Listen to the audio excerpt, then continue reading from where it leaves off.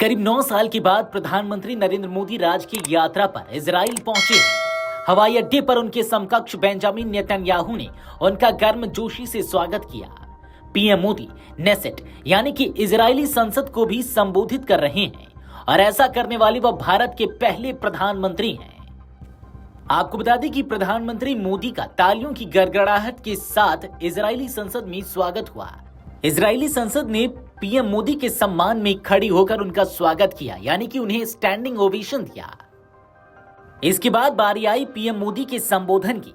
PM Modi ने अपने संबोधन में जो कुछ भी कहा, अब उसकी खूब चर्चा होने लगी है। तो ऐसे में चलिए आपको बताते हैं कि आखिर उन्होंने क्या कुछ कहा। प्रधानमंत्री नरेंद्र मोदी ने अपने भाषण की शुरुआत शालोम और नमस्ते से की। उन्होंने कहा कि संसद के सामने खड़े होना सम्मान की बात है। भारत के प्रधानमंत्री के तौर पर यह मेरे लिए सम्मान की बात है। मैं 140 करोड़ भारतीयों की शुभकामनाएं आपके लिए लाया हूं। पीएम मोदी ने अपने संबोधन में हमास के हमलों की निंदा की। नेसेट को संबोधित करते हुए पीएम मोदी ने 7 अक्टूबर के हमलों की आलोचना की। उन्होंने इसे क्रूर हमला करार देते हुए भारत की ओर से संवेदना व्यक्त की। उन्होंने 26/11 मुंबई आतंकी हमलों का जिक्र करते हुए कहा कि भारत भी आतंकवाद का शिकार है।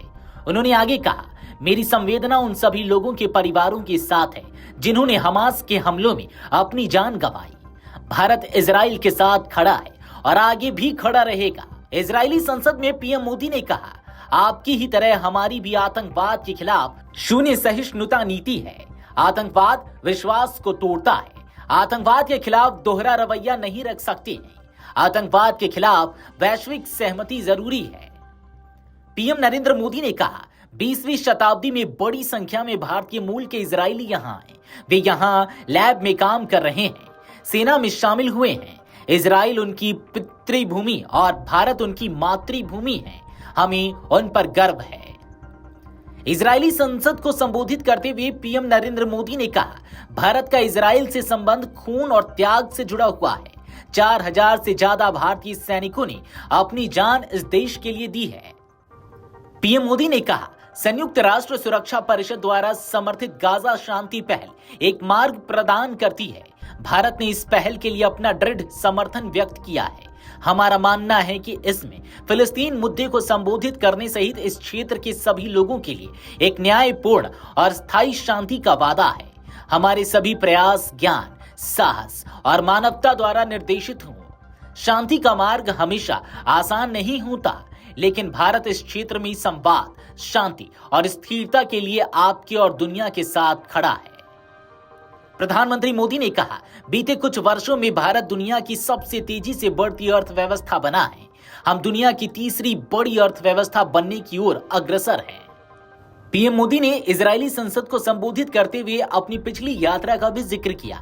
उन्होंने कहा, जब मैं पहली बार 2006 में इजराइल आया था, तब यहाँ चुनिंदा योग के केंद्र थे। आज यहाँ के हर पड़ोस में योग साधना की जा रही है। मुझे बताया गया कि आयुर्वेद में भी इजराइल की रुचि बढ़ी है। पीएम मोदी ने आतंकवाद पर जोर देते हुए कहा, आपकी ही तरह हमारी भी आतंकवाद के खिलाफ शून्य सहिष्णुता नीति है। आतंकवाद विश्वास को तोड़ता है। आतंकवाद के खिलाफ दोहरा रवैया नहीं रख सकते हैं। आतंकवाद के खिलाफ वैश्विक सहमति जरूरी है। पीएम मोदी के द्वारा कही गई इन बातों ने कहीं न कहीं अप्रत्यक्ष रूप से पाकिस्तान को एक मैसेज भी दिया है।